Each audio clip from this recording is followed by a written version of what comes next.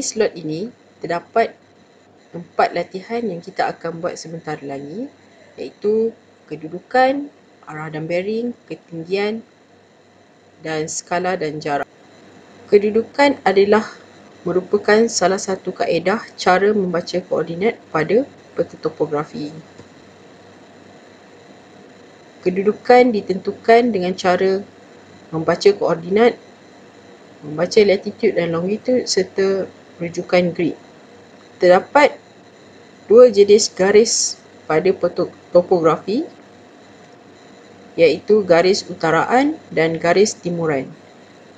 Garis utaraan adalah garis yang dilukis secara melintang dan dibaca ke arah utara. Garis utaraan menunjukkan keadaan tempat ke arah utara dan ianya dinomborkan dan nilai bertambah ke arah utara. Bagi garis timuran, garis yang dilukis secara menegak dan dibaca ke arah timur. Ianya menunjukkan keadaan tempat ke arah timuran. Rujukan grid ianya terbahagi kepada 2, iaitu rujukan grid 4 angka dan rujukan grid 6 angka. Rujukan grid 4 angka sesuai untuk kawasan yang luas dalam segi 4 seperti hutan, kawasan pertanian dan pelombongan. Manakala rujukan grid 6 angka sesuai untuk kawasan yang lebih kecil dan spesifik seperti sekolah, masjid. Mari kita lihat contoh kawasan Tanjung Penawar ini. Kita lihat untuk rujukan grid 4 angka. Ianya akan dibaca timuran dahulu, kemudian baru garis utaraan. Garis timuran akan dibaca 98 dan garis utaraan akan dibaca 66. Maka rujukan grid bagi kedudukan Tanjung Penawar ini adalah RG9866. Kita lihat bagi rujukan grid 6 angka pula.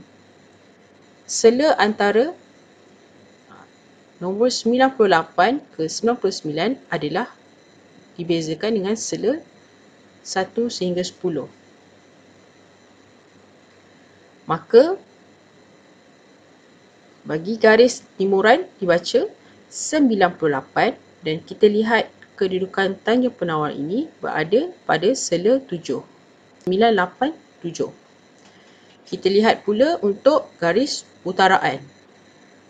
Tanjung Penawar berada pada sela 5. Garis utaraan akan dibaca 665.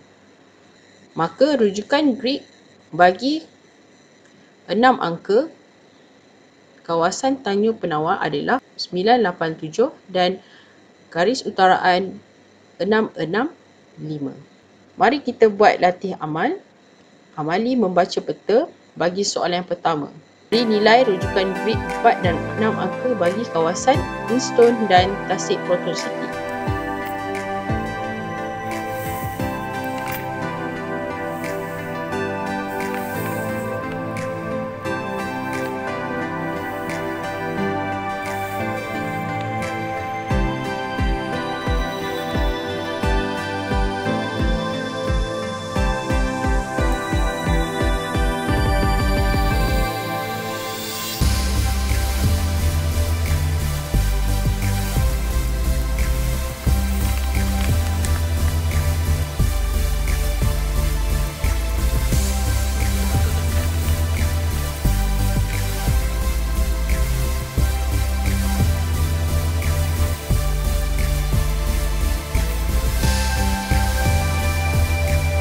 Arah dan bearing. Arah utara biasanya menjadi arah rujukan. Bearing dinyatakan dalam bentuk darjah.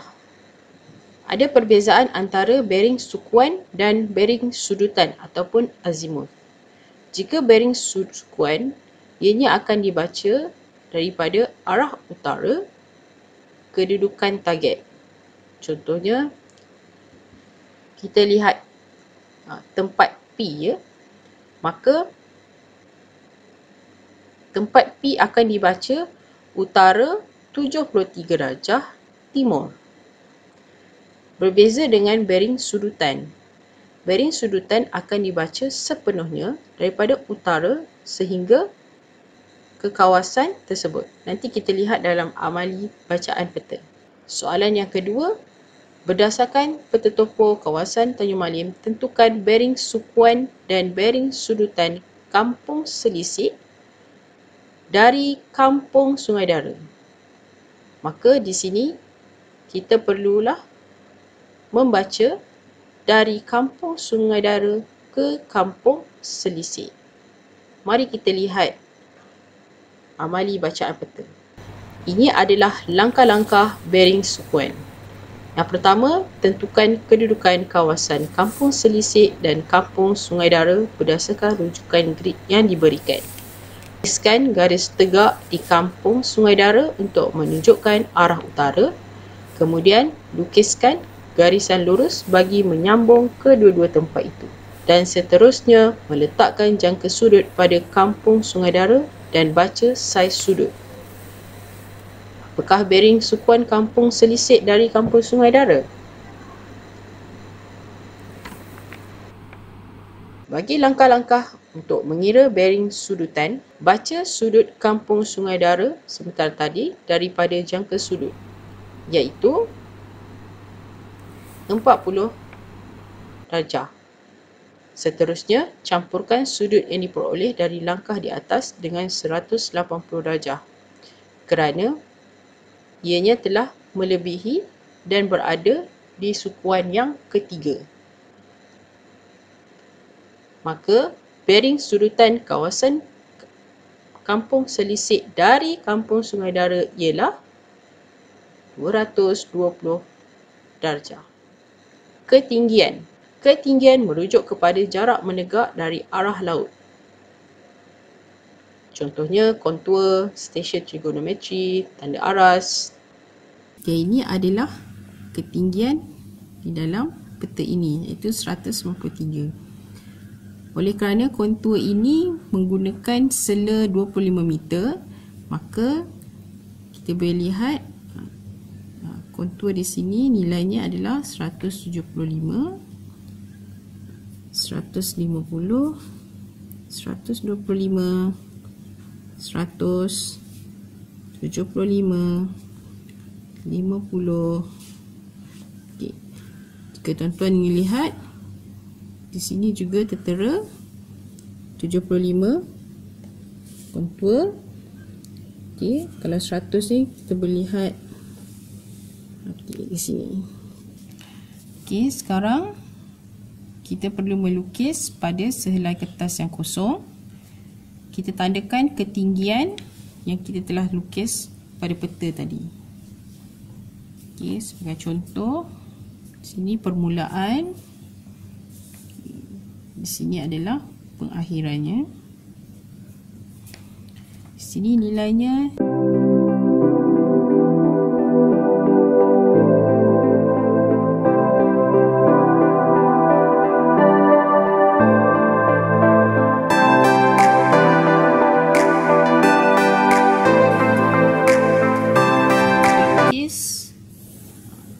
sela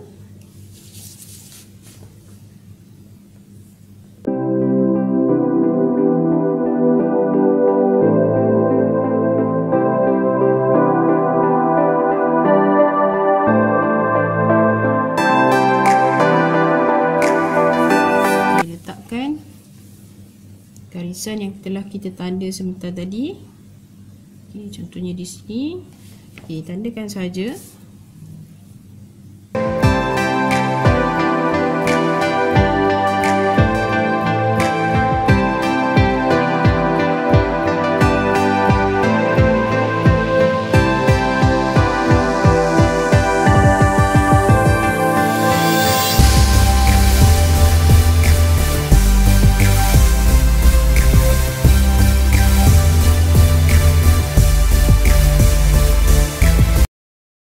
Kita boleh lukiskan daripada kosong, sambungkan pada titik-titik yang telah kita tandakan pada kertas graf.